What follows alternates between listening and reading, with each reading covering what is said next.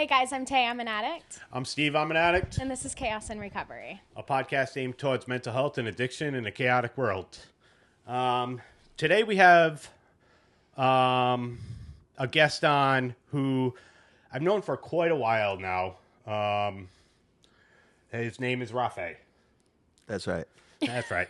Rafay, a musician in the mental health and addiction field, somebody who just finished getting their master's, somebody who does, in my perception, has been doing a lot, not only for his recovery, but for his own progress in life, I guess, so to speak. I'm very happy that you're on here today. Rafay, I went to Rafay's last show at AS220. Oh, cool. Where he played with Atlantic Thrills and Jim Shorts. And Jim Shorts opened up. Yeah, man, that was the first time I saw you. That's wild. I love that. Yeah. And I put that together too. And I saw you in the front and you were just like jamming by yourself. And that's always inspiring to see if somebody goes to a show by themselves and it's like. You went by yourself? Yeah. Oh, that's cool. Not to out you. It's like, you didn't have any friends. I just wouldn't do it. But yeah, it's like when you're there and you just had the smile on your face and that always like gives me life on stage. So yeah, so for me, like I was also I'm also a musician, played on stage. I know the feelings that go into being on stage. Oh yeah. And for me, there's nothing like it. Mm-hmm. There's this rush, and excitement and validation and like all these fucking feelings. And I was thinking about it today, about how on that stage, I was always who I wanted to be. You know, like there was no fucking barriers. Like I could be as goofy as I wanted. I can be whatever I wanted. And I was okay with that. Yeah. You know? And I see you up there and I see you fucking being with your bandmates and enjoying the time that you're on up there and in your element. And I fucking miss that. I miss that. How was that show for you? It was good. I mean, like every show to me is such a roller coaster of like emotions, not even from like the week leading up to it. Like I commented to my bandmate Shah Jahan, who's also in recovery long term, who's been like a big mentor for me in recovery. Awesome. Guitars, yeah. Shah Yeah. Jahan Khan, great guy, great musician. He's also in this the first like Muslim punk band ever called the Kaminas. Oh, fuck yeah. Oh, cool. So yeah, those guys were like big inspiration on me. But anyway, that week I remember telling him like, I feel like oddly not nervous at all. Yeah. And the day of, I was like, I'm not nervous at all. What's going on? You know what I mean? I was just waiting for the other shoe to drop. I mean, partially it's because it wasn't our show. It was like the Atlantic Thrills album release show. So you get relieved of some of that like host pressure. Sure. Yeah, and then as soon as I got there, I just got super internal, and it was just like, like the nerves just started coming, and so I sat down for a long time, just like outside, and then Nick, our other guitarist, was like, 5 minutes, and I'm like, we're on already, and then we started playing, and it felt really good, and I was playing bass, and then of course somewhere in the middle of it, like I like floated away, and there's always this like out of body experience where you're watching yourself perform. And you're no longer embodied, but then you just hope that at that point, like, there's no forcing your way back in, right? Yeah. And so you just have to play until you get lost again, which I think we were able to. So it felt good. I mean, I'm sober 5 years, so it's always a little bit of a negotiation with yourself, like how am I gonna lose myself entirely? Like you're saying, like how am I gonna totally be the person I want to be on this stage?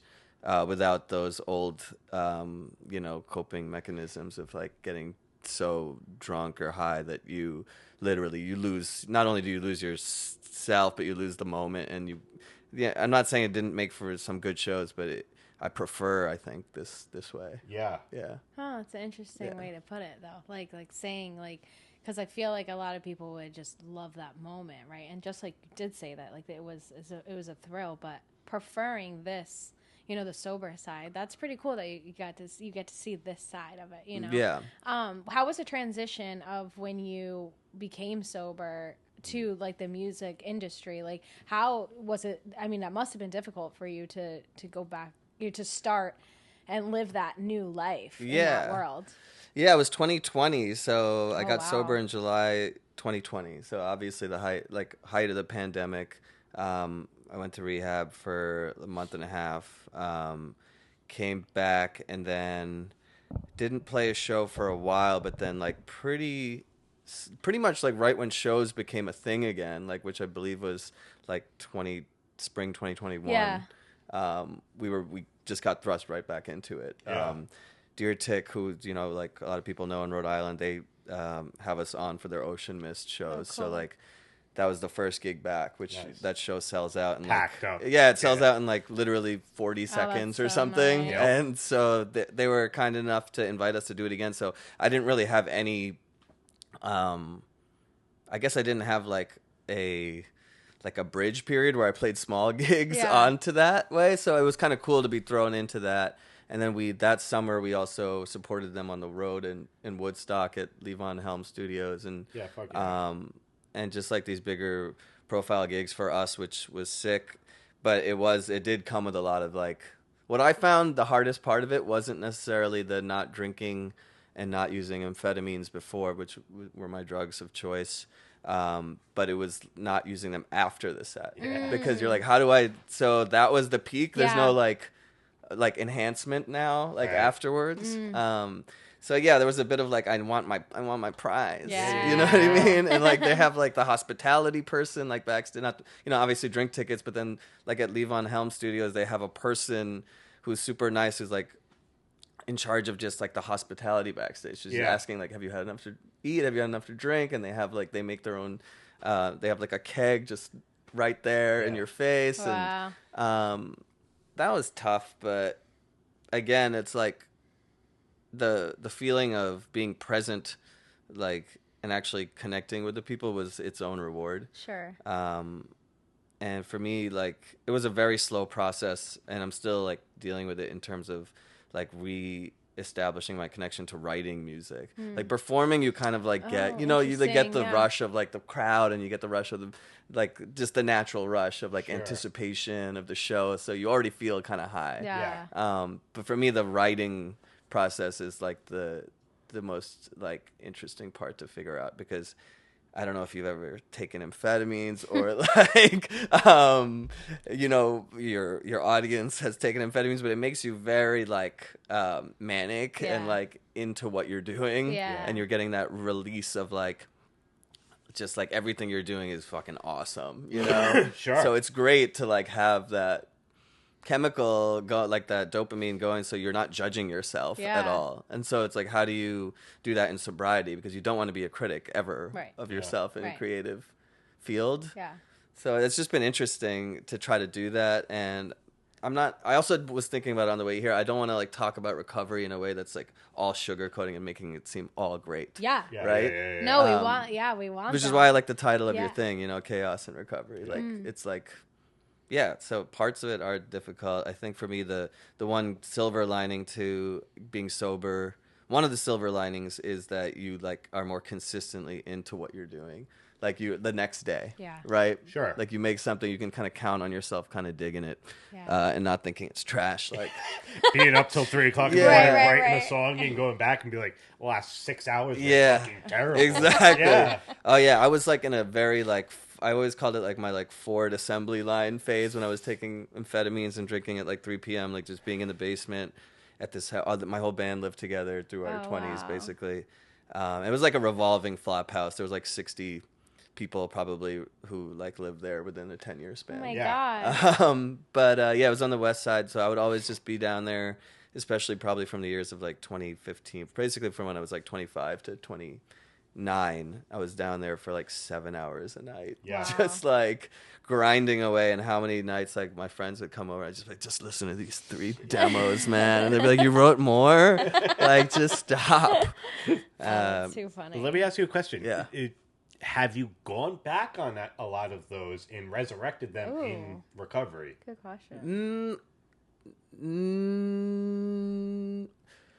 Not that many, I don't think. Yeah. Like I think like a lot of, so I put when I had that phase, I put everything on one album. So I made like a 75 track album called Bored in Paradise, and I put it on Bandcamp. Solid, yeah. Yeah, so I kind of got that out of the way. I kind of knew at the time like this was written in a very particular like mindset. Yeah. So, but like the first album I put out when I was sober was called Kitchen Weapons. I'd written it in at the height of my using, so like wow. towards the end. So then I was like touring that album, and we were again opening for Deer Tick and like playing bigger shows, and that was interesting to like inhabit this character that not a character, but to inhabit myself from pre-sobriety. Yeah. And it was a very like depressing kind of honest, at least for me, like vulnerable record. So it was like strange to do that. Sure. Yeah.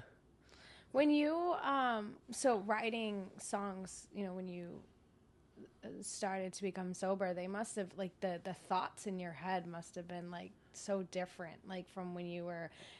I like, can you kind of explain a little bit like of how like what you were thinking, you know, writing songs while you were using versus like you know, your mind must have been a little bit different, you know.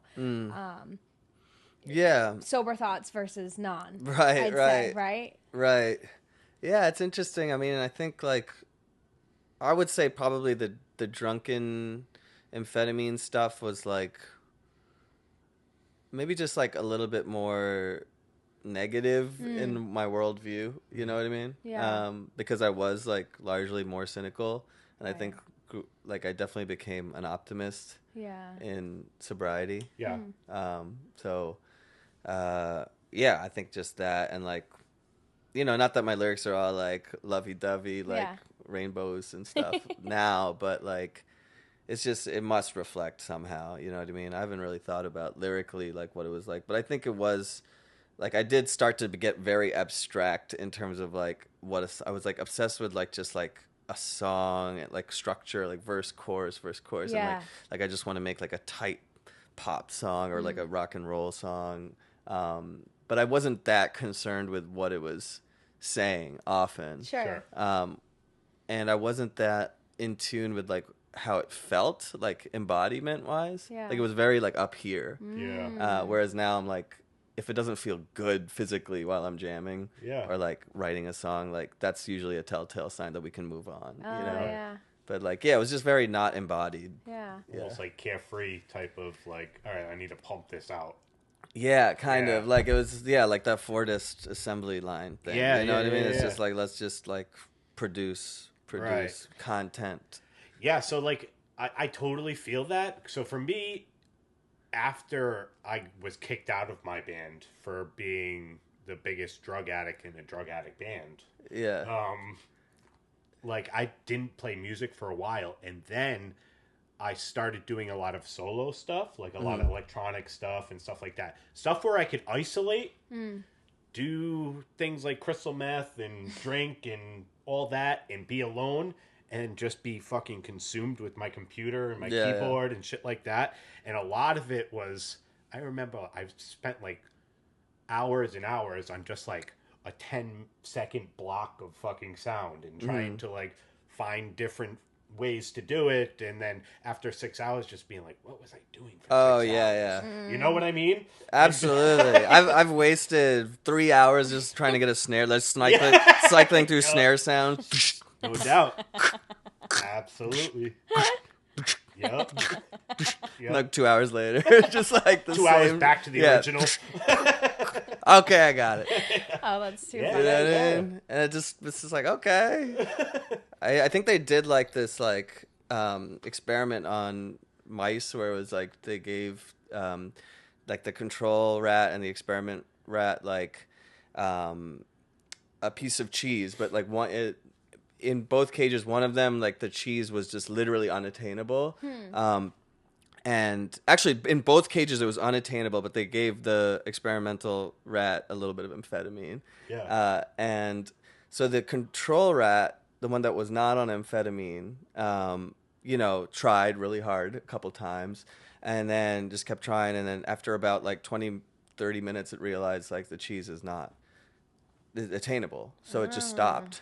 And the experimental rat was at it for like 24 hours straight, so it just goes to show you, it's like that to me was always a good metaphor for how we are as humans. It's like we just like kept trying to go for this cheese even though we knew we weren't going to get it.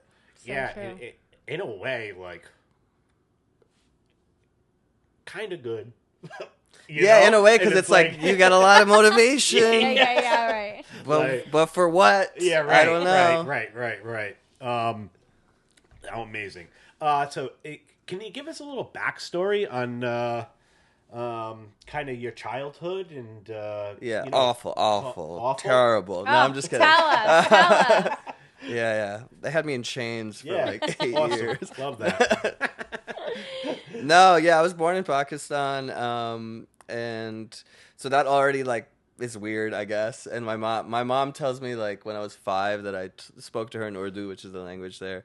That I was like, what if I never learned English? And like the ironic thing is now I like basically don't know how to speak Urdu. You know what I mean? Like I can understand it all, but like even then, like I miss stuff here and there, and my accent is terrible. But then we moved to New York with my family. My dad got a job at a hospital, and he did his residency there. So we grew up in like apartments, we stayed with my I think my cousin had a basement apartment in Queens for like the first week, and then we like lived at the hospital in Long Island, but then would hang out, visit my cousins in Queens every week, and it felt very much like kind of growing up in New York. And then my dad got a job in Rhode Island at another hospital, so then we moved to Warwick, and I became a townie, like a Warwick townie. Oh, wow. And, classic, like, kind of immigrant, like, model minority thing where, like, my parents weren't super strict about really much of anything, but I think just having it internalized through the culture, like, I felt a lot of pressure, internal pressure maybe to, like, get really good grades. So, so I was, like, very, like, dialed in on like getting good grades for like a long time. Was your father a doctor? Yeah, he's a psychiatrist. Oh, okay. So, yeah. Yeah, people are always like, "Is he psychoanalyze you?" And I'm like, "No, he just gives drugs to people." It's like 15-minute consultations. Just kidding. Love you, Daddy. I love you. So there's pressure there. I mean, just like status pressure. That is. Yeah, true. If it's not being said, at least it's being Absolutely. idolized. Absolutely. As, a thing to go after. Right. Like you do well in a a particular, like if you apply your brain, you can like do, you can move up in the world. Like his dad before, was like I think the first person to like ever like get out of their village, like which has like no electricity, and he was like civil servant status. So it was like, and just seeing already like the rise from like going from like smaller apartments to then like moving to Warwick to then moving to Cohasset, like you know what I mean, for like people who know about Warwick geography, that means something. Right. All right. Yep. You've made it. You made it. You moved from Nosocket to Cohasset. Not too shabby. Hey, don't throw Nosocket on the bus, all right? No, I mean, you guys got some nice stuff too. Oh my god. Yeah, that's cool. So like, so my cousin James and Rafay are best friends. Oh my god. They grew up with each other, went to school with each other.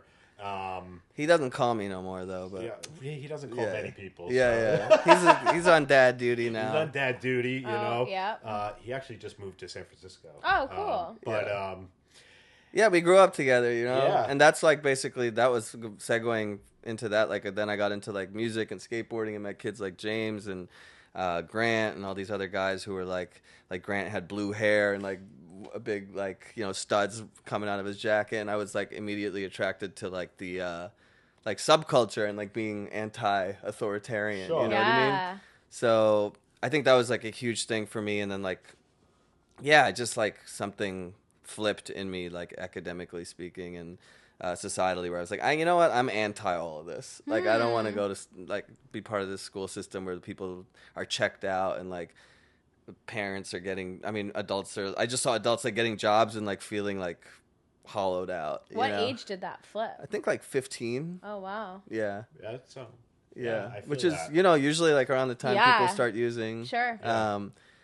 And because you like have this counterculture thing, and then you're like, okay, I'm gonna smoke some weed in the woods and like make jokes and like open my mind, talk about philosophy, and like we were reading like existentialism and like all this stuff and like talking about communes and for us it was always more than just like let's get fucked up. It was like a way towards like almost like an enlightenment. Yeah, sure. Oh, interesting. And so, I mean, we were also into getting fucked up, but you know what I mean? Like we like beer pong too, but like there was also this element of like, I don't know, just like self-discovery. Yeah. That, you know what I mean? That was like true self-discovery, not like, like just not being prescribed a role or something. Sure. Yeah. So that was important. That felt crucial. Yeah. Almost Absolutely. identity seeking. Like, like where am found I?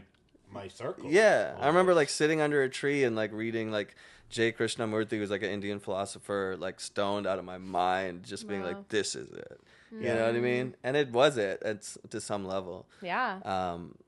But yeah, as you know, it's like tried and true story, right? Like you do that enough, and then the part of it just hijacks and takes over. So Yeah. I barely got through high school. I went to like an alternative high school for a year. I had to do that basically, or else I would have failed out of public school. Okay.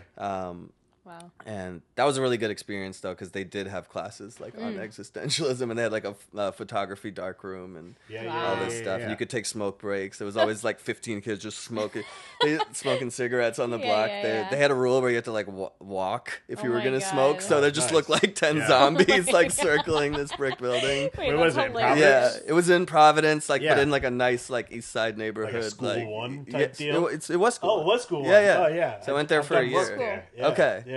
So I went there for a year. I don't know what the vibe is now, but back then it was cool. Yeah. Let me ask you a question about school one before you go any further. A lot of the paintings on the walls were pretty crazy. Yeah, like, AV did one of the murals. He's a guy who I know who is from this band Viennagram. Yeah. He did my favorite mural there, which is like this baby head that looks like it's like severed off. Yeah. And like it's very dystopian and black and white. Yeah, so for like a high school, I guess, it was very pushing the limits. Oh yeah. That's why I liked that whole thing, was because it was like what do you call it? Like, I don't know. It was like it wanted you to be different. Yeah, yeah. So, and it like rewarded that. So yeah. But yeah, then I went to college, and then I went to SUNY Purchase, which was the only school I got into, which was a state school in New York. And I did cultural anthropology, and I studied amphetamines because I really liked taking them. Yeah. Wow. And did I shut this off? Yeah, you're good. You told me not to shut it off. I missed the assignment. I got my eyes on it. I did not He understand. does. Trust me, he's got it. So what do you mean you studied amphetamines? Yeah. Exactly, right? Yeah, explain While that. I being want to on know. amphetamines? Yeah, heavy Yeah, amounts. how was that? Heavy amounts. So anthropology, like cultural anthropology, the idea is like you do participant observation of anything, really. Like that's like one of my teachers studied meth use in the Midwest, and so he lived with truck drivers. Oh yeah. And like tried meth with them. Oh No wow. way. And like one of my teachers studied noise music in Japan, so she like lived in Japan and did that. Wait, get out. So my thing was, I was like, I want to study amphetamine use on college campuses.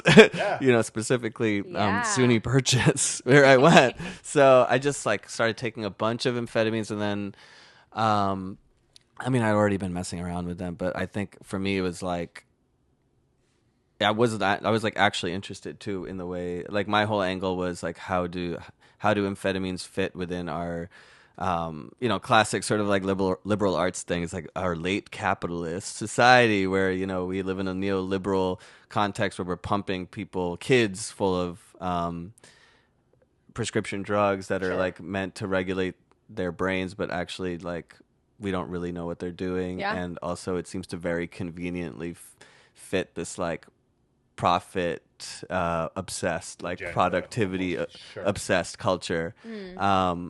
Which is very like one size fits all. And like instead of looking at why kids are like getting distracted, and like why maybe they're not getting enough like run around time, you know, maybe the content is not engaging. Yeah. Let's just give them drugs that we gave the Nazis to build highways. Easy write-off. You know, Yeah. like I'm not saying that no one should be on Adderall, but I'm just saying it's one of the more like obviously nefarious, Yeah. Yeah. over prescribed things. Agreed. So that anyway, I ended up using that as my like documentary that I made. Oh, yeah. So Oh, that's cool. yeah. So I just interviewed tons of students who were like Oh, also cool. taking amphetamines either illegally or legally, and finding out their motivations for doing it, and like tried to do it in a way that wasn't like just critical either, and Sure. tried to take Yeah. it from like an empathetic kind of place. Yeah, sure. So Yeah. did you get what you got out of it? Like, did you get what you want out of it? Out Well, of the documentary? I graduated in 3 years. Yeah. So you tell love me. it. Zoom in on my face fast. Yeah, no, I love it. did. That's awesome. yeah. So you got to study him and you got to take him. Did you ever think you would get addicted to him? I think I was already addicted to them, so I knew at the time. Like, Yeah. yeah, Too big to admit. yeah. Alcohol and amphetamines. I think I knew pretty early Pretty on quickly. that I was. Yeah, and Are that's you what trying to justify your use the whole time? I think so.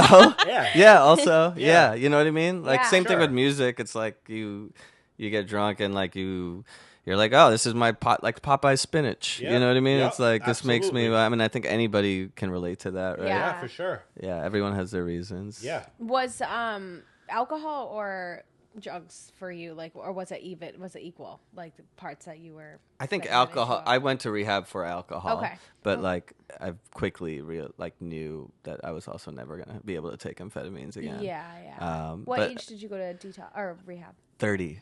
Okay. And I always kind of had in the back of my mind, I was like, 30 is gonna be that Oh, I can't be doing that. Yeah, interesting. like when I would be picking up drugs off some shady dealer, like in the middle of Walgreens, and like Huh. having to wait, and like I know that's light for a lot of people, but for me, I was just like, I can't be doing this when I'm 30. Yeah, no And I don't know, I didn't actually think that I would quit at 30, but it just so happened the world ended, and like I just had hit my threshold. Which is really interesting because I feel like when the world ended, right? It was ending for everybody. Or when the pandemic hit, it was very scary for people and it was very isolating, and that was the time, at least it was for me, where drinking excelled. Like it just picked up Yeah. more, and like you were bored. You were like, you had nothing else to do. You were scared. You were whatever it may be. I mean, for me, I drank way more once COVID hit. Like, Yeah. and you know, and then Well, you were in the food industry, so Yeah. like you didn't have a job. yeah, so So, like it's yeah, big- being in the food and restaurant industry, and then when COVID hit, and like thought we were skating by through it, right? And then once the restaurant like went out of business, like that's kind of when we were like, oh shit, like what do we do now? Yeah. You know? And Yeah. like, but it's interesting, and I totally relate to what you said about like the thrill of like playing your shows and then after getting that reward, because that's how I would feel after like working a After a shift, yeah. right? Yeah, yeah. And like getting that reward, be like, oh well now we're going upstairs, now we're drinking, now we're, you know. Sure. But For sure. so- and you have a pocket full of cash. like, yeah, it's like, exactly. Deserve factor. I yeah. deserve to go fucking have a drink. I deserve Yeah. it. Yeah. Sure. So I think it's very interesting that and very strong, and like just that willpower to stop during the pandemic, because that must have been pretty tough. Well, I think a lot of it was just because the same reason you just said was it ramps up. So Yeah. you know what I mean? Like it like took what was already like almost at the threshold and just like hit like gain on it, and like Yeah. you know. Yeah, same thing. It just ramped up to the point where there was like nothing reeling you back in either. Sure. And I was serving tables to have some money pretty much right up until I got sober. Yeah. So, yeah. And then you stopped the restaurant industry after you got sober? Yeah. Yeah, me too. I couldn't do it. Yeah, I mean, I was horrible at it. Yeah. Anyway. I was terrible. I was pretty good. Yeah. So, I did miss that part of it. Yeah, like I was not good. I was no. They still owe me $200, Cersei Greenwich. Oh my god. What was I gonna say? Oh yes. So when did you start playing music? Probably like 14. Cool. Like when everybody started playing music, Yeah. like and playing and getting skateboards and all that. But I remember like even when I was super young, like I think my 6th grade yearbook says like, it's like, what do you want to be when you grow up? And it said, I want to be rocking with the Pants, which was a made up band. That was like the Pants, not a bad name, but yeah, but I didn't actually start like getting obsessed with it until like I was like 17 or something. Yeah, cool. I just loved like making music with friends and like improvising something and creating something out of nothing. Like the idea that you could have a song 2 minutes into like making that song. Yeah. So was that what your first band was when like you were 14? I think like 15. We had a band called Yelling Game, which was like named after a real game that we used to play, which was just to yell obscenities at people on the sidewalk while driving past them. Oh my god, I love it. Yeah, just really horrible shit, you know. Do your parents support like your musical, you know, career and everything? Like, yeah, they love it. I mean, they like I said, they weren't like super strict or anything, so I think they're happy as long as I'm doing my thing, and that's cool. I love that. Yeah, I'm not like destitute on the street. Yeah. So, I know this probably happened, but like, do you remember a time playing where you get off stage and your band members are like, what the fuck were you doing on stage? Yeah. Because you were too drunk? Yeah. I know for me, like, That's happened quite often. Yeah. Did it? You know? Oh, yeah, I was a mess on stage. Like, sometimes. Yeah. Sometimes I could compose myself, but yeah. Give me a good story about that. Oh, yeah, man. That's what he wants. He wants stories. The drunkalog. Yeah. Well, I remember immediately when you said it this one time, there was like, I think it was like, in my mind, it was daytime. And I've talked to my bandmates about it, and they're like, no, it was night. Yeah. So I'm already wrong. Like, this is like, also, why am I remembering it as daytime? Because shows don't really happen in the day. But that's how fucked up I was. But I remember getting there, and I was petting a dog, which, if you know me, I'm like not a huge dog person. Not even a huge animal person. But I'm like, I was just like chilling with this dog. Like, and I remember just, you know, obviously like sped out on amphetamines, and like I had already like drank a bunch of nips on the way. I remember being on the highway and like drinking like a couple nips on the way and be like, this is probably not good. And then we played, and I think around the 3rd song, I just like took a nap on the mic. Oh, and like not intentionally. Like it was just like I just nodded out on the mic. Yeah. And like the bassist had to like shake me awake, and my girlfriend at the time was just like just horrified. And then everybody was like anger packing their equipment afterwards, and I was just like, sorry. Yep. Sorry. Yeah, but it wasn't happily, like it wasn't like such a big gig. It was like just like a DIY kind of house show space. Yeah. So I think that's partially why I was just like, nobody's here. Probably like no one's here. I'm mad. I'm sad. No one likes me. But yeah, I mean that was probably the most innocuous one. But like, I'm certain there was a bunch of times where where it also just got like, we'd be on tour, and I did the whole like, you guys wouldn't be here if it wasn't for me on this road. Oh my god! You know what I mean? It's like like we're getting paid $20 like a gig. Like this is not something to brag about. Right. You know?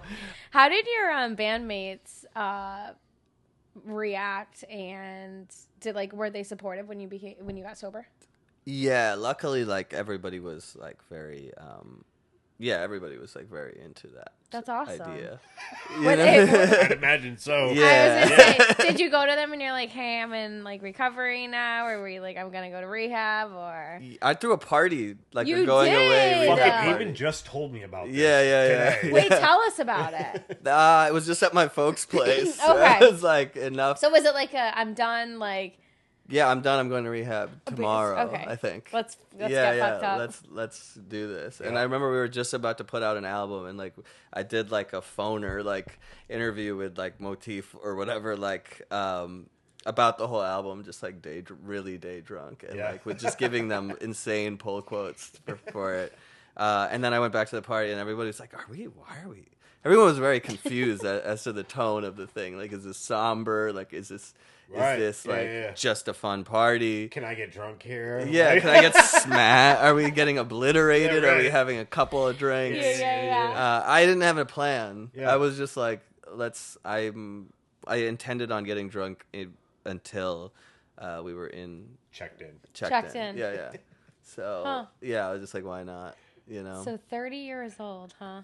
30 years old, yeah. I remember there was a few hangs that week where I was just like, this is the last hurrah. Yeah. And yeah, you know, like smashed a couple of acoustic guitars like on the porch, like just acting a fool. Sure. But Do you remember what your your breaking point was, or your time where you were like, all right, this needs to happen? Like, so many breaking points. I mean, but I had a slow burn. Like, to me, it was like, I like a lot of people. It was just like I think enough mornings waking up in the middle of the pandemic, just like surrounded with like empty bottles and like including the prescription bottle, but just kept running out. And it was just, you know, sick and tired of being sick and tired. You know. But like I had my jackpots. You know. Yeah.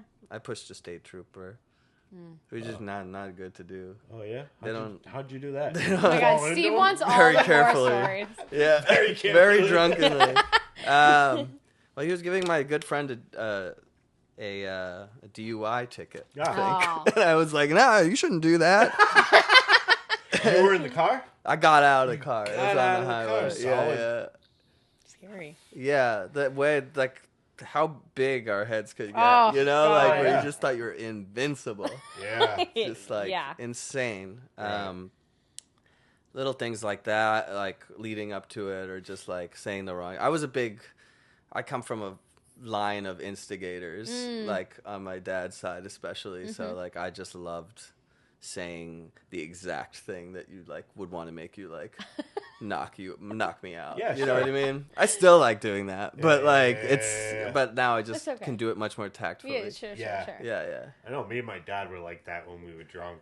Like I've heard a lot of stories from his friends, and like he would get drunk. Yeah. They would take him out to the bar.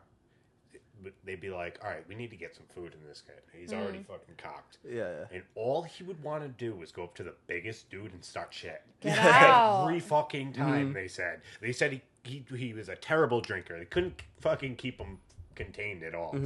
And he just loved instigating and fighting. Yeah. Wow. And, you know... There's a lot of freedom in it, you know, and I think that it makes Justify it. Let's go. I mean, it makes a lot of sense because this world is very prescriptive, right? There's a lot of rules, and most of us live a very structured life. So the idea, like, of like just doing something insane, I think that's why, like, you know, Fight Club and all that shit was like such a big hit because it was just like it is something primal in you. Sure. You know what I mean? Absolutely. I don't want to actually get in a real fight though. Yeah. I was also always too drunk to actually get into a real fight. Like I would always just end up kicking my own ass or like slipping and falling or like some bush or fence would do the trick before anybody would like have a clean shot. Oh, that's funny. Yeah. Yeah, one of Rafay's good friends, Eamon, who works with us, always kind of tells me like his drunk attitude he would always kick his own ass type of thing, you know. He'd be the worst drunk. That's true. And like meeting him today in sobriety, it's like in recovery, it's like you would never, you know, it's like a lot of fucking addicts and alcoholics. Like you see the person that's in recovery and only imagine the person that was underneath fighting inside in alcoholism and addiction. It's like true. The Jekyll and Hyde friggin' Jekyll and Hyde, Jekyll and Hyde attitude that we are when drugs and alcohol enter our body. I know I was a complete fucking monster at times. Oh yeah. You know? I mean, I don't know. I never saw that side of you, but I believe it. Yeah. Yeah. So when you went into recovery, did you have any thoughts as to like what was going to be like your like hardest time, I guess, in recovery. Like what would be the most difficult thing? Yeah, about because it? my second question to it, so it would be like, what year? Like, you're sober 5 years, right? Yep. So what year was like the hardest year for you, like in your recovery years? So Yeah, I think probably year 3 and 4. Yeah. And How 5. come? No, I'm just kidding. You're looking at Whatever year it is now. was it like Today. Yeah. Today was extremely difficult. This is I mean, honestly though, like probably 3 and 4. Okay. Because first year you're just like riding a high, natural high and momentum. Second year it's that, but you have confidence and you're like all of those like promises are coming true, especially if you're working the program. Yeah. And year 3 is a little like, okay, you got all your ducks in a row, but now you have your mental health. Yeah. You know, or Yeah. like just your like default settings Sure. are just like going. Yeah. And I think ideally if you do a lot of work, and I don't think this is true for everybody, I'm just speaking to my own experience. Yeah. I know friends of mine who haven't had that experience, but for 3 and 4, it's just like a lot of the curveballs of life, you know what I mean? Like relationship stuff, like that was a big one. Yeah. And Like breakups and stuff like yeah, that, I mean? yeah. And like, I think that was like a big one where I was just like, whoa, it's Why like does this attachment. hurt? Yeah, like those kind of things that are like just like gnaw and pull at any human being, Yeah. right? And like you just have to grapple with those, and you're learning. You know what I mean? And you have to trust the process, and that's when you just go ham on the old step work if you're in the program or Yeah. you do therapy. And or you've worked whatever. all the steps and everything. You've done all the I'm steps. on step 11, like Awesome. so, like 11 and 12, you're kind of just doing always. Yeah. But right now, I'm really diving into and 10 as well. What but, was your like, hardest step for you? The one I took the longest with was cliche step Yeah, 4. 4, yeah. Yeah, it took like a year and a half or something. It was like not a year and a half, but like it felt like a year. Yeah. Yeah. And it was just one of those things where I've thought about it for so long, and then when it actually came down to put pencil to paper, it took me like an hour. Really? Yeah.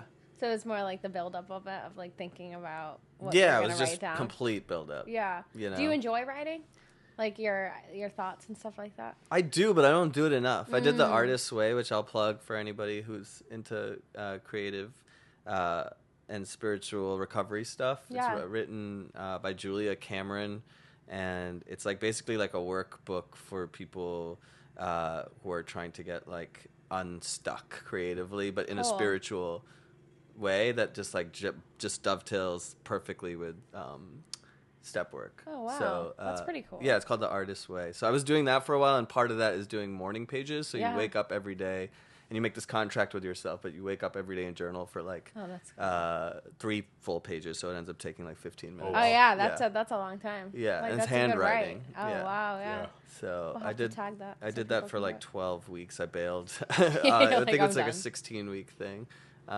But yeah, I see a lot of value in it, but I just don't have the discipline right now to like keep a regular journal. Yeah. Yeah.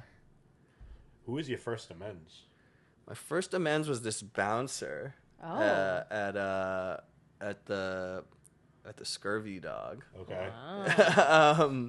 which is like, Do tell. you know, it's a punk rock dive bar. Yep. Yeah. And I did like, okay, this is, I don't know if we should talk about this, but maybe you, but maybe we're already going into We're it. already so. doing it, so let's do it. So I did the classic, like, you can't, like, you're kicking me out of this bar because you're racist. Okay. Yeah. And I think any person of color probably has done that if they have an alcohol problem. You know what I mean? yeah. Not any of them, but a lot of them. And or maybe it was just me. I don't know. I don't know.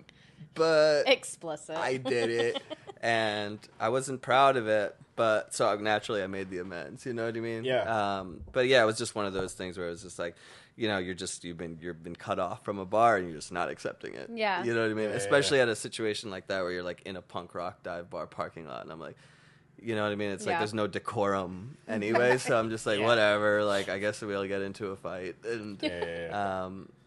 Yeah, so that was my first amends, and they took it really well. Yeah, that's cool. Yeah. Face Did to they? face. It was, I think, on Facebook or something. Okay. Yeah. Boomer status. Yeah. It's okay. Yeah. Have you ever done one face to face? Yeah, I've done at least a handful. Yeah. Oh, good. Yeah. How'd that feel? It felt good. I mean, they're tough, though. Scary? Yeah. Have you guys done them? No. Yeah. You haven't done them? I'm like, I'm no. about halfway through my 9th step. Okay. I'm on 10, 11, 12, like doing my maintenance, but still have about a handful of amends to make. Yeah. Yeah. Some harder ones. Yeah. Yeah. They're tough. Yeah. Yeah, it's tough. It's also, I mean, I hate confrontation. I'm a good addict, alcoholic. I like to avoid. I mean, there was a lot that were easy. A lot of the fear that went into it was after I asked, now do you have anything to say? And just sit there and take it. And the fear was a lot harder than the actual action. You know? Yeah. The anticipation of trying to control how the amends is going to play out and having it play out in your head so many times, so many different ways. You have no fucking clue how it's going to fucking play out. But, like, that fear is still instilled in me. Right. And then actually doing it, the first couple, it was just like... Did it get easier after? Like the first couple? After the first one. Right. Yeah. I mean, that's the ultimate thing about it, right? What you just said is, like, you don't know how they're going to respond, and that's the anxiety-provoking thing. Yeah. And that's just, in general, like, that's the serenity prayer, right? Like, just control what you can control. And most of our anxiety is about those variables, which we have no control over anyway. Right. You know? Right. And a lot of the people see that you're doing good and see that you're genuine. I mean, if you are doing it as genuine. Right. Also react to that. You know? A lot of the time, the people that you're doing amends towards are whatever, close family, and then the outliers that, you know, you've kind of fucked over. I owe some people a lot of money, and, like, I'm scared to do my amends to them because I haven't reached out to them yet, and there's so many different fears going on. Yeah. Better check that bank account before. Yeah, exactly. Yeah. You know? For sure. And Financial amends are tough. Yeah, like I have one that I probably owe like a good amount of money to, but I'm not going to get into that on here. And yeah, it's coming up with the plan to financially make amends is, just as hard as actually saying the amends, you know, Right. But something that needs to be done.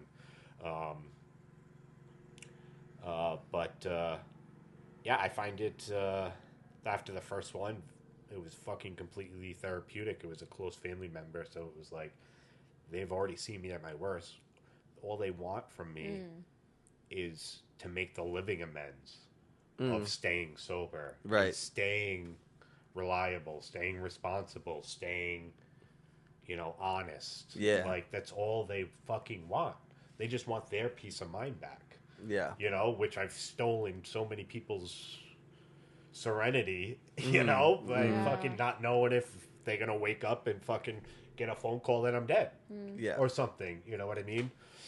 And so, I mean, the closest family members, which I thought were gonna be the hardest, were the easiest. Interesting. I actually have yet to do my amends with a lot of my family. Yeah, for that one, for me, is like, I don't know, it's so awkward. Do you feel like you have a lot to amends to for your family? I'm sure. Yeah. Okay. I'm not a model recovery guy all the time, so sure. That's but it's cool to hear you say you've been getting a lot from that. So yeah, maybe you'll inspire me now. This time around, I had to fucking throw myself into, like, my sponsor. He took me back twice before he took me back this time.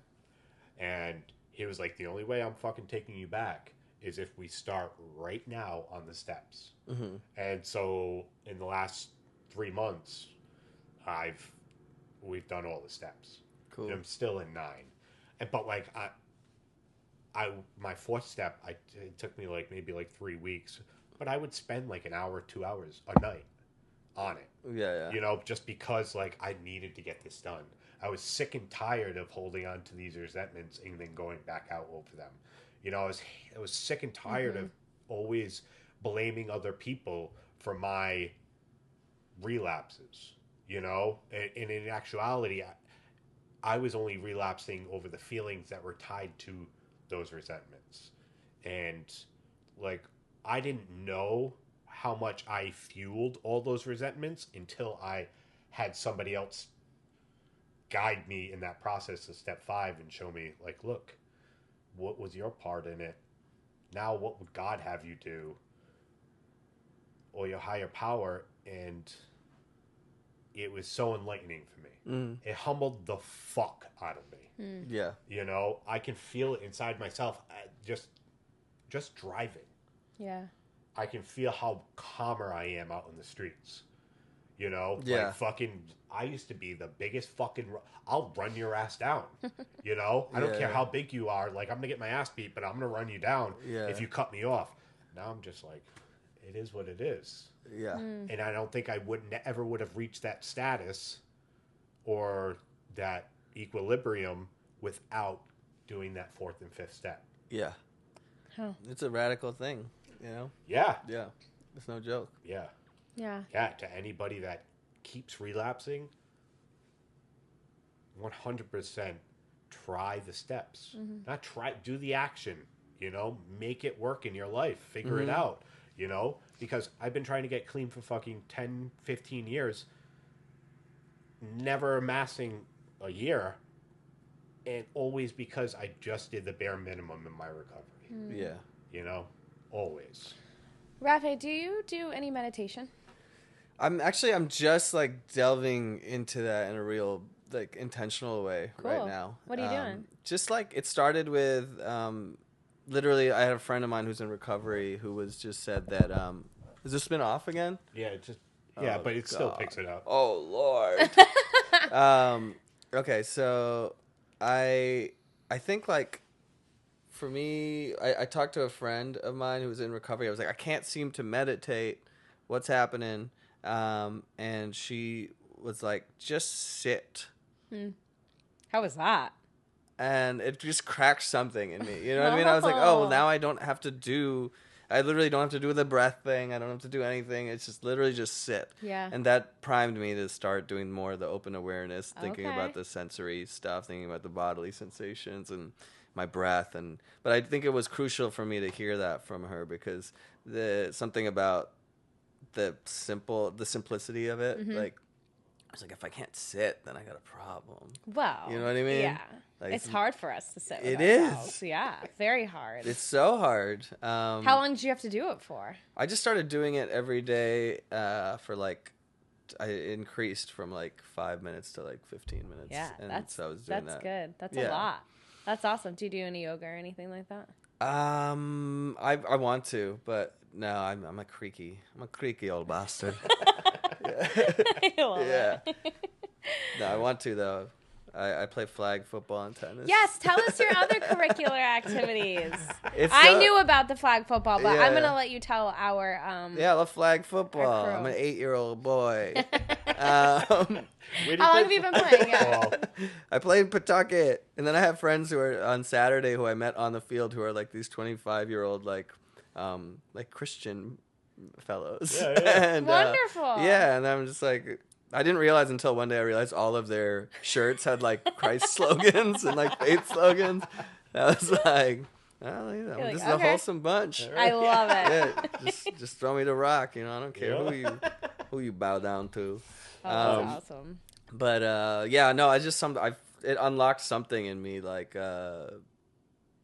playing sports in sobriety, like Yeah. because it's one of those things where you get your body back, and it's cool to like see the results, right? Yeah. Like Yeah. I think that's why I can't knock like the fitness bros too much, because like you I know what I mean, they're know. like I know. doing stuff that incorporates their body, and they're reaping, you know, they're reaping what they sow. Yeah. So Sure. for me, just to be able to like play like 3 sets of tennis or like 2 hours of football and not be completely gassed Yeah. was like a miracle. Yeah. Like I used to be like, I loved sports when I was using, but I would like literally like throw up. Oh, Like yeah. after like 15 minutes. Oh yeah, for You sure. know what I mean? Yeah, For sure. sure. So I play indoor soccer on Tuesday nights in Warwick, and I like once I got back into it, like I mean, it took me a while to get back into it, like fully, especially in my head, because it's also a mental thing too, you know, physically and mentally. But like, if you're not there, then you're not there. You know what I mean? Yeah. So it's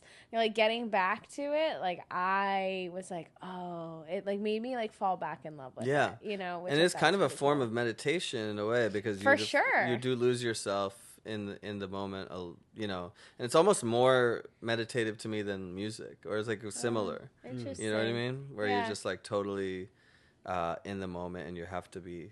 You know what I mean? You can't really like drift too much. For sure. If you were to give our audience 3 pieces of advice for recovery, what would you say? 3 pieces of advice. I think like number 1, it's okay to be cynical and like be going through hard times and have anxiety, but you don't need to pick up over it. And if you don't pick up, your chances of turning that cynicism into like some form of optimism or realism are going to be like way higher. So just so don't pick up, I guess, would be number 1. Yeah. And which isn't terribly original, I know. But no, I love that. Put it very well.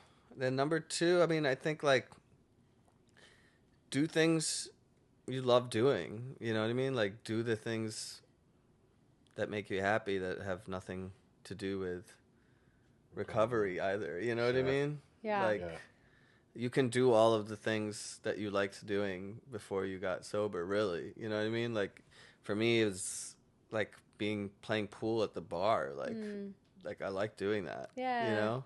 Is it the most healthy environment? Maybe not, but like does it bother you when you step in a bar setting? No. No. And I mean, to me, but again, that comes with a caveat. Like, don't do it if it makes you feel uncomfortable. Sure. You know what I mean? Like, and also don't feel pressured to do it if you're feeling pressured. But you know what I mean? Yeah, but if you enjoy doing largely, it's not even about the bar thing. Like, that's just a side note. Yeah, but like it's really about just like filling your life with things that may bring you joy and happiness and all that. Did you get to a point where you're like, I'm never gonna have fun again? Like in using? Yeah. Well, like when you became sober, like were you like, I don't know where, like if I'm gonna have fun again, you know? Like I know I got to a point where I'm like, well, what am I gonna do to have fun? No. I don't know. No, I mean, I think maybe in rehab I wondered. Yeah. But I was having fun in rehab too. So I love that for you. That's awesome. And yeah, I mean, number 3, I think just like get on the phone. You know what I mean? Like just talk to people, like stay connected, because isolation seems to be the big like underlying factor with people who end up relapsing or like going or who just can't seem to quit either. Is this, you know, they think like this is my problem now, so I'm gonna have to like solve it, whereas it's like, no, it's everybody's. We're a tribal kind of people, you know? Yeah, absolutely. Yeah, it's important, the community base, you know?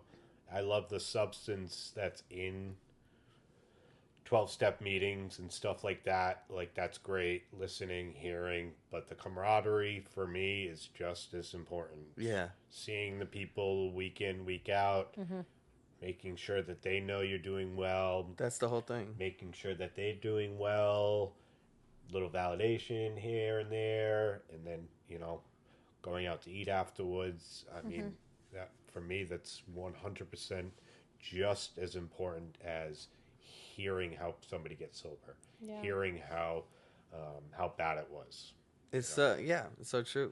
And like, just have fun, you know what I mean? And like, your body already produces almost all of the chemicals that like we abuse in terms of substances are produced like in our body. Yeah. You know, dopamine, cannabinoids, Yeah. oxytocin, serotonin, like all those things are, you know, the main drugs of abuse. Like are just trying to replicate that. Yeah. So there's things in real life, like you mentioned, like yoga, like that produces serotonin, you know, connection with people, like laughter, playing ping pong, whatever, you know what I mean? It's Sure. Yeah. dopamine, Absolutely. playing music, like rocking out, whatever. Yeah.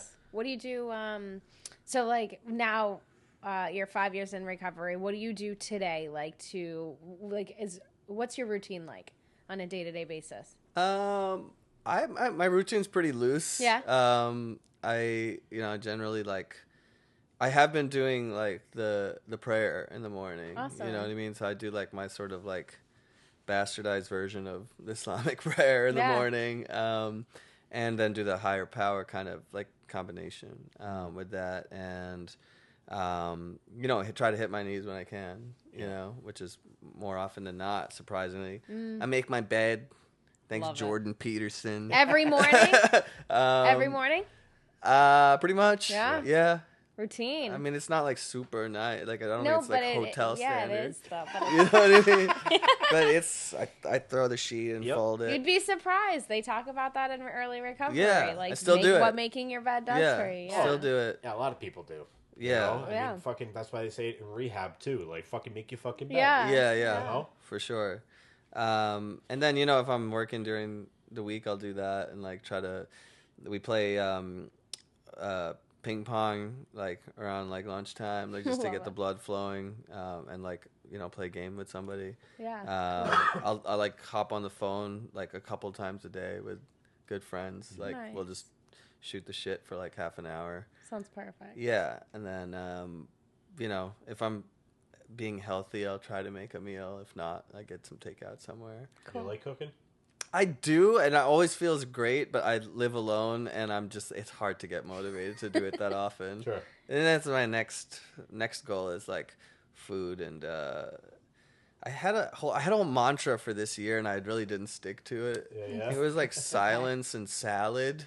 Oh. Or something. I was like, trying to do like meditation and eat good, and we'll see if I stick to that. Yeah. But I still got some lettuce at home. Yeah. Oh man, dude. So you mentioned it earlier with the bouncer. Oh yeah. The race card thing. We can cut that part out. No, I know we have to talk about it. No, it's the race good. car. You're gonna clip that. No. Did you? Was that a thing for you? Like growing up, not even growing up, but like, you know, you said more being drunk, you know, playing that card. It was that like sort of a justification thing for you at some points in your life? Of like feeling like the victim of racism? Yeah. Good question. I mean, I haven't thought about it that much. Like, I've like written music about it. But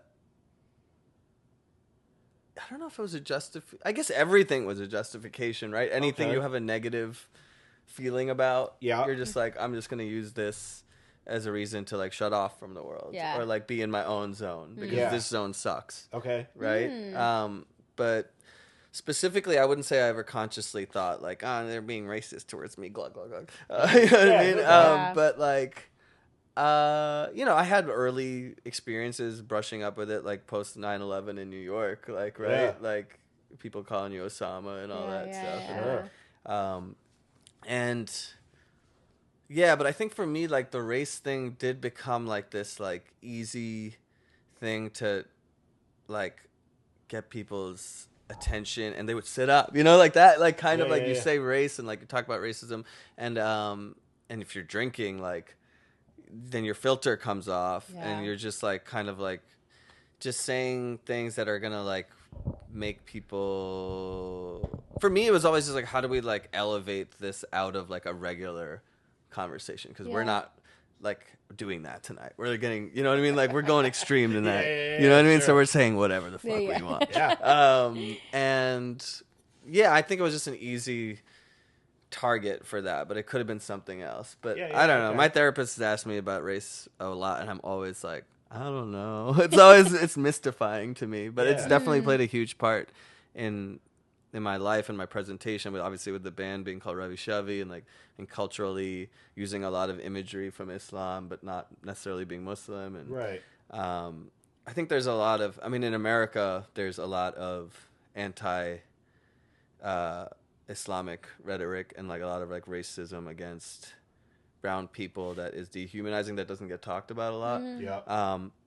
And so like right now, like there's a whole genocide going on in Gaza and Palestine, and like the mainstream media is like sort of whitewashing it. Sure. As like, Yeah. I don't know what anybody's politics are, but Free Palestine for 100%. That place is being decimated right now. Yeah.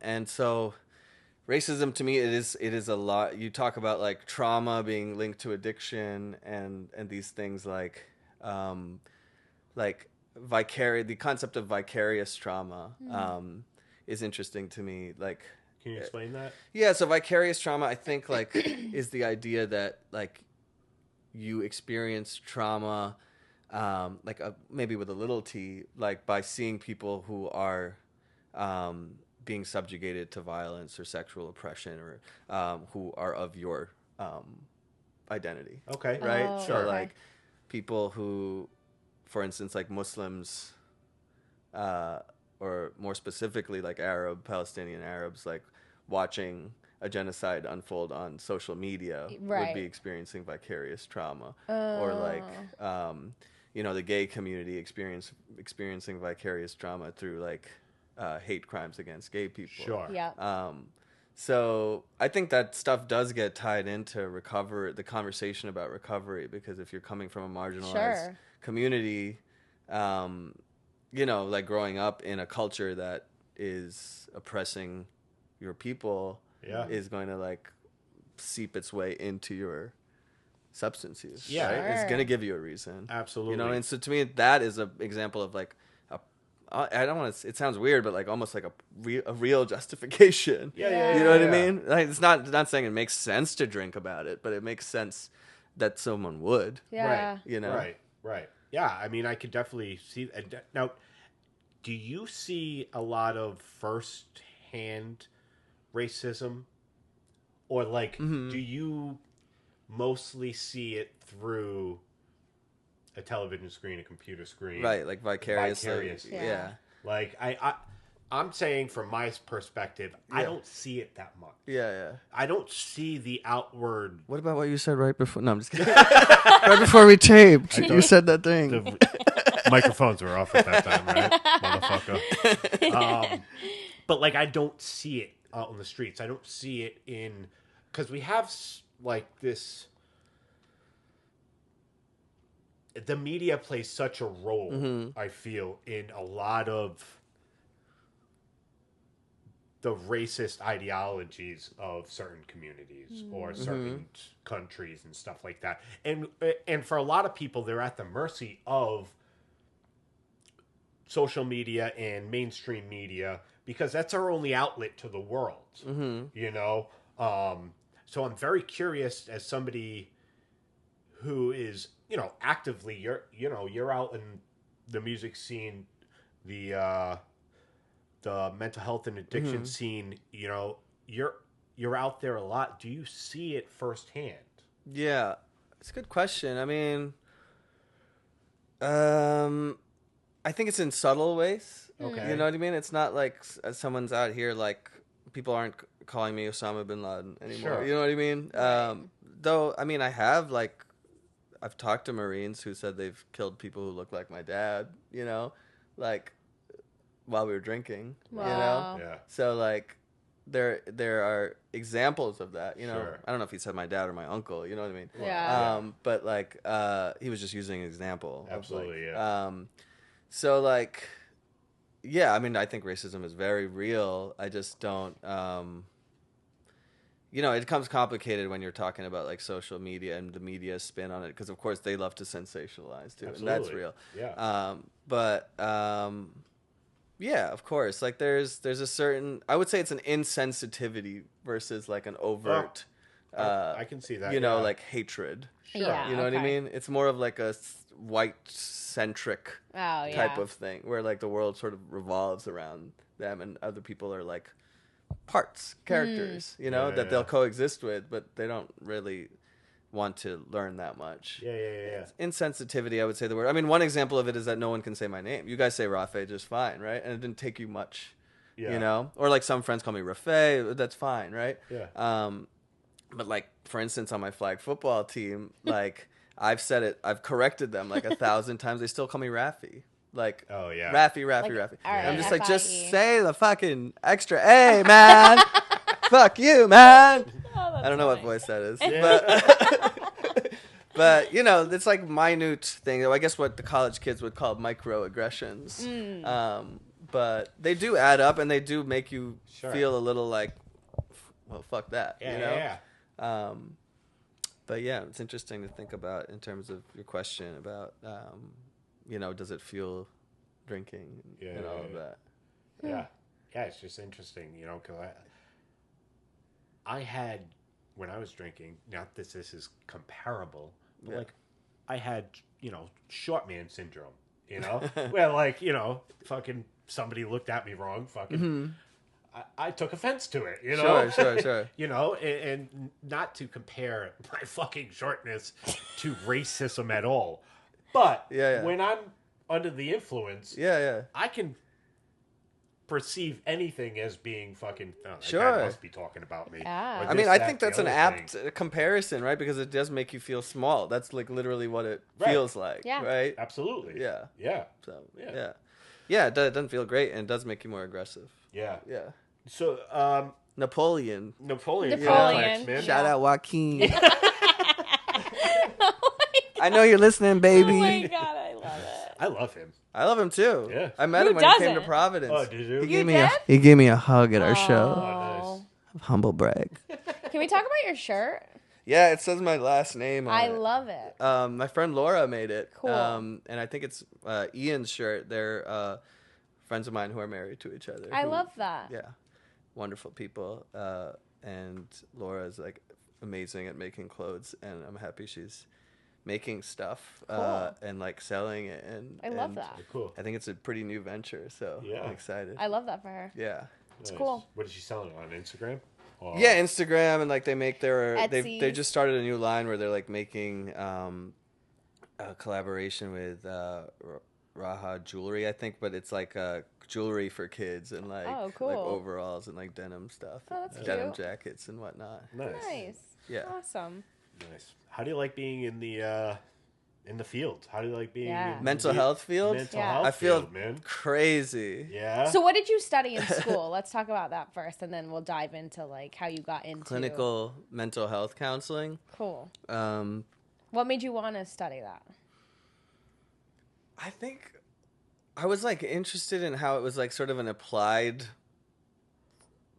philosophy in a way, right? Like you're like teaching people how to develop a philosophy for their own life. Okay. You know what I mean? Like a lot of that's my theory, at least, of counseling. It's like, what are your values? What does it mean for you to live a meaningful life? And how do we get you there? Or like, how do we help you Yeah. Yeah. get to that? Right.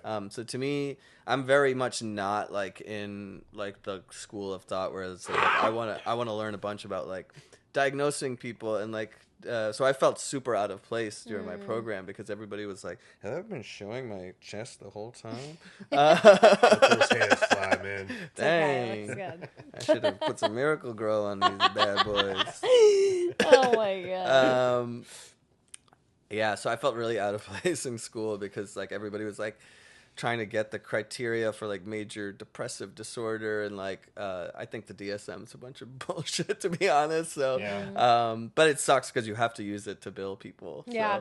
So I'm not, that's why I'm like taking my very sweet time getting into the field because I'm doing more art and music stuff and like the admissions job you know, gives me a lot of like freedom to like kind of shut my brain off in the evening from work and like just Yeah. like focus on that. Nice. And yeah, I mean, I guess like, so it's clinical mental health counseling is the is the major, and I'm more interested in, again, like how to develop like a holistic healthy life as opposed to like let's diagnose you and figure out what's wrong with you. Yeah. type of I vibe. love that. Yeah. Cool. Yeah, I think that's important, man. Yeah. I mean, especially as the last 20 years have evolved in mental growth, mental health growth. I mean, 20 years ago, like you were saying before, write you a script and fucking hope for the best. Mm-hmm. I'll see you in 2 weeks. Yeah. Come back in for a half-hour session where the fucking, therapist might be fucking on their phone the whole time. Whatever. Right. You know what I Right, mean? right, Like, you don't feel that connection. I know for me and the therapists I've had recently at the place that I go, everybody's very fucking involved and Yeah. very passionate Yeah. about what they're doing, which is, for me, I needed somebody to be interested in my growth. Right. And not interested in, all right, how can we just have them not do drugs and alcohol? Like... Right. Damage control. Yeah, like, not damage. Yeah, right. That's a very good way of putting of how they are there, because that's exactly how they are. Yeah. Yeah. That's good to hear. I mean, that's like, I think that's what was holding me back, because we were in a school setting, so you weren't seeing, you were just hearing about the theory of it all. Yeah. And you're like, it was taught to you in a very dry way, because it's a K-crap accredited school, which means like they have to go through all of these things just as a procedure, like a formality. Sure. So I'm heartened to hear, like, and I've seen it myself, like where therapists really give a shit, and most of them do, I think. Yeah. You know what I mean? Yeah. I think most of them are not looking at you through a microscope trying to figure out like what symptoms you're hitting. You know what I mean? Yeah. For sure. Yeah. Now, coming out of rehab, did you go into an outpatient program or anything like that, or? Yeah, but it was brief. I didn't do like Yeah. it was like a butler IOP. 3-week type deal. Yeah, it was like very lax. But what I did Yeah. do a good job of, I think, was doing the virtual support meetings through the rehab that I went to. So like they would do like 3-4 meetings a week. So I was just sort of like in my own makeshift Oh wow, cool. IOP kind of Yeah. like for like 8 months. Oh nice. Yeah. Do you still go to meetings? I do. Yeah. Nice. I'm going to one tomorrow. Love We that. agnostics. Yeah. Cool. Yeah. Do you go to like certain like ritual ones like Yeah, that throughout one. the week? That Nice. one's my main one. Cool. And then I try to make some other ones, but I love a good meeting, and like to me, like you were saying, it was like it's the camaraderie aspect of it. So like afterwards, it's like let's go get Chinese food or whatever, and we found a restaurant that gives you. Like just automatically will give everybody a separate bill, so you don't have to go through the whole get rigmarole out. of like who's covering this $800 bill. Yeah. You know what I mean? Let's get the Venmos. Yeah, right. Yeah. And one. It's a real thing. Yeah, it's like I mean, it huge really lit- is. Now Steve just pays for it all, and we just all pay him. So Yeah. it's fine. Nice. Just It's already track decided. everybody down. What's that? Yeah, that's good. Makes it You're easy. a noble man. I was assigned the role, all right, so That's like, cool. I can't take full credit for it, But Well, you stepped into it. yeah, it's easier that way. Yeah. It is. Yeah, it's. I mean, I see Rafay out at a lot of meetings. I have over the last fucking 4 years. You Yeah. know? And you've always been like it's always pleasant to see you, dude. Oh. You always come up to me, give me a hug, pop, ask me how I'm doing. Likewise, man. And I need people in my life like that. Yeah, you got to bring the energy. You know what I mean? You got to make it look good. Like, Yeah. also, the the law of attraction, I think is huge. Like, Sure. This is sort of off topic, but like when I was before I got sober, I would watch a lot of podcasts of like different people who were getting sober, and the ones that really got me were the ones that were like people who were like still insane. Like I loved that you could be insane, like that you weren't gonna lose that Yeah. Right. thing that made you kind of insane. Yeah. Yeah. And that was going back to what you were saying, like about one of the things that I would fear most about sobriety, which I don't think I ever answered, was the fear of like losing that special like That's variable. Yeah, you know what I mean? That made you kind of like Unique. that made you Creativity. unpredictable. Yeah. You know what Yeah. I mean? It's so true, though. Yeah. Like, that probably is the scariest thing for people, because, like, then you're out of your comfort zone, Right. right? Like, that's... scary. Yeah, I wanted the freedom. I always want the freedom to be like out of pocket a little Yeah. bit. You know what I Yeah, mean? I that's think dope. that's half the fun of drinking and all that shit. Is like I can't wait to do this so I can like behave in any way I want. Yeah, yeah. You know? Yeah. So true. Do you have any shows coming up? Good question. I think we're taking a little bit of a break after this show. We're going on the road for this show on the 27th in Vermont, which will be like Cool. this kind of like community fundraiser type thing. So That's cool. yeah, so we're playing with this band Pets, who's from New York City, who did some of the members from that were part of the first Ravi Shavi demo ever in like 2010. That's cool. So those guys are super cool, and It's like a little reunion. yeah, it'll be neat. And we're doing a different iteration of Ravi Shavi, which will be like me on bass for the whole set. Oh, so. sweet. Yeah, I love watching you go back and forth from bass guitar to guitar. Yeah, it was fun. Do you have a favorite? I think right now I like playing bass a lot because it allows Chuck, our guitarist, to go wild on his thing, which normally like he plays in a style that is like so foreign to me. So I just love.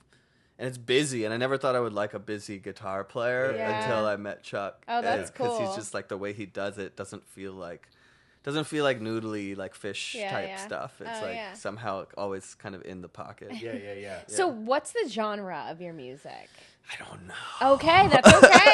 I was just trying to think about it. I'm like, so I what honestly would it be? don't know. I like to mess around with a lot of it. I would say very broadly rock and roll music. Cool. Right? Like I caught wicked like pretentious. no, just kidding. like a lot of Talking Heads feelings. Yeah. During that show. That's cool. A lot of Talking Heads feelings, but with like a little edgier aspect. Yeah. And then there was also times where it was like almost Allman Brother-esque. Cool. Like some of the riffs and stuff. Yeah. Like the third to last or fourth to last song, which was my favorite. Yeah. The guitarist all the way to your left. Yeah. He was playing this one riff and it was killer, dude. Nice.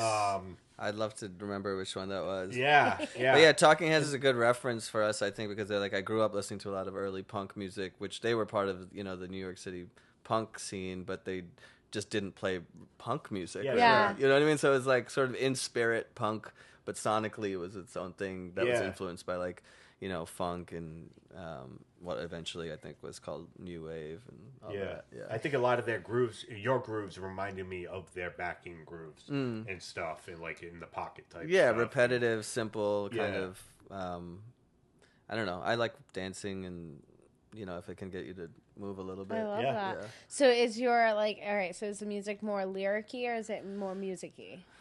Probably even. Cool. Yeah. Love it.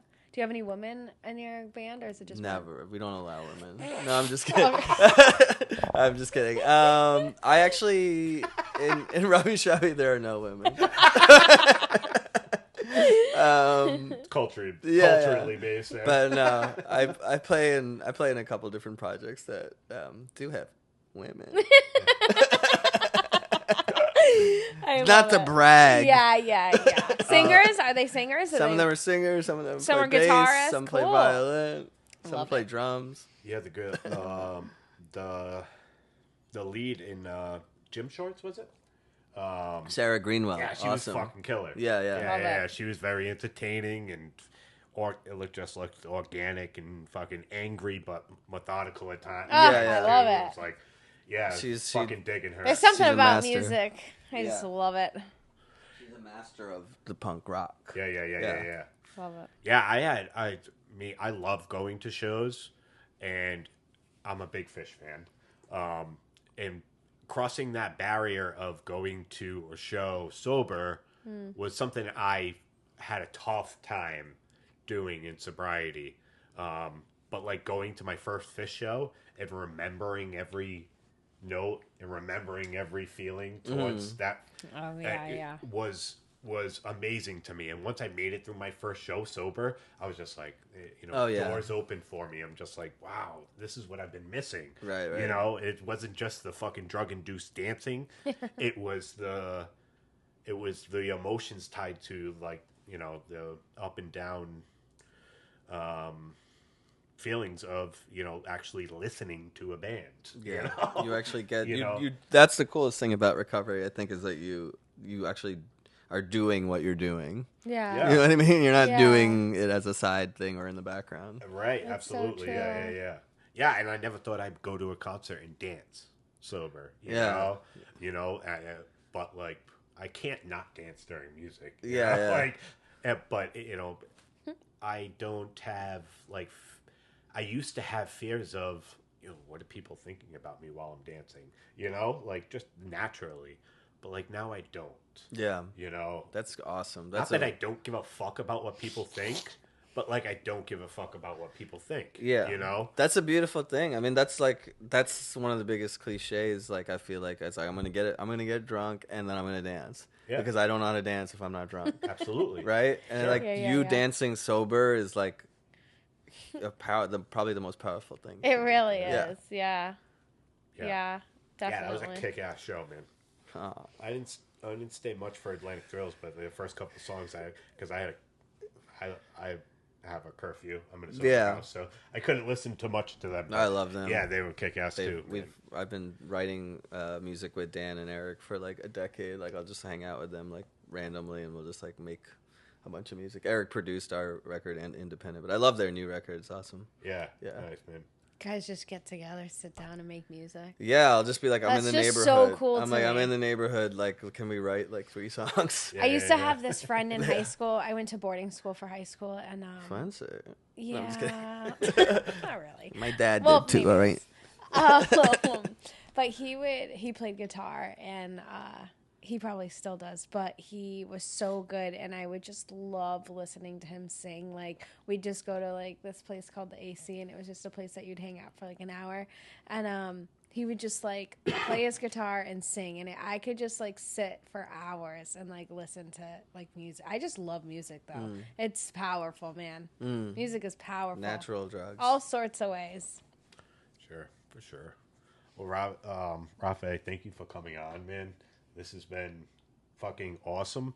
I feel like there definitely needs to be a part 2 to this. You know? Let's 'Cause, do it. like, I just wanna go to a scratching show. The surface. Yeah. Yeah, for sure. We should go to a show, and then we'll have a part 2. That'd be sick. Yeah. Because we should definitely, yeah. Yeah. So all those songs that you played, those were all new songs, right? Yeah. That's cool. That's Yeah. awesome, man. I'll send you the. I remember private link. he was up on stage at one point, and he turned around to the drummer before one of the songs, and he had forgotten the bass line. Which, listen, I get it. Like, we used to like play cover songs, and there'd be times where I'm like, fuck, and we just learned it the day before. Yeah, and this was the or line that something. started the song. Yeah, it was. Yeah. So that was the real problem. Yeah. Oh, that's It's like funny. the song couldn't start. Yeah. And it was Wait, it tell was me a again? certain groove that he had to hit. He knew the notes, right? Yeah. It was just where was it? What I was that think, groove? or I knew the groove, but I didn't know exactly the notes. Oh, no, it was some problem. I didn't know what was going on. Yeah. But it's tough Yeah. remembering all the fucking songs. Yeah. Especially all new and The shit. problem is the 3 of the songs were like in the same key and very similar. Yeah. So I was like, how do I do this one? Yeah. Slightly different. But yeah, that's that's too funny you funny. noticed that. Well, thank you so much for coming on. We really Thank you. appreciate Thanks for you. having me. This is really Absolutely. fun. Good. I'm glad. Yeah. We'll definitely have a part 2. But yes, thank you for sharing all your information with us and being vulnerable, talking to our audience about your recovery world. And we can't wait to have you back. Cool. All right. See you guys next time. Bye. Great job.